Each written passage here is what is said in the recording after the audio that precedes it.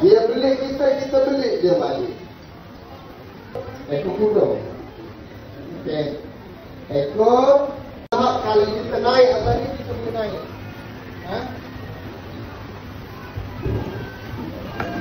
Kita boleh naik. Itu nak bagi tahu berapa kuat dia punya kekuatan. Jadi ular tawa besar ni, kalau andai dia kata dia belik tempat yang betul, contohnya di leher, boleh menyebabkan pernafasan kita tersekat dan kemudian boleh meninggal. Dan pernah ada kes di Malaysia ni, kena di leher, lepas tu meninggal. Pernah ada kes. Okey? Kalau ular saiz besar ni masih lagi boleh diselamatkan.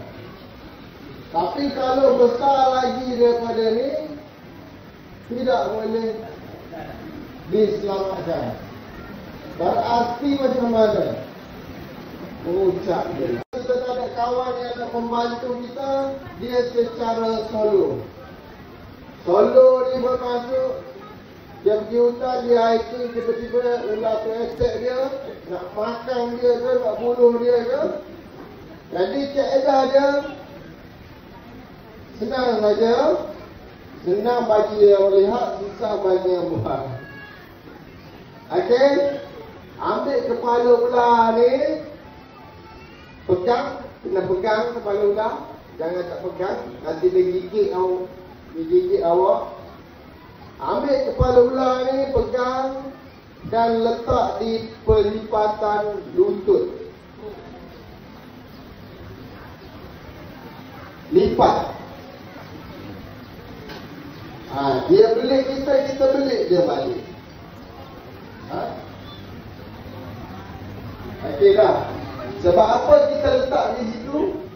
Sebab kita nak tangan kita free. Tangan kita tak kerja buat benda lain. Tangan kita free. Jadi tangan kita boleh buka belitan bermula daripada ekor. Ekor kuda. Okey. Ekor.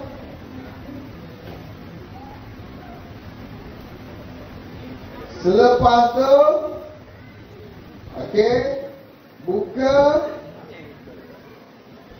dan lepas.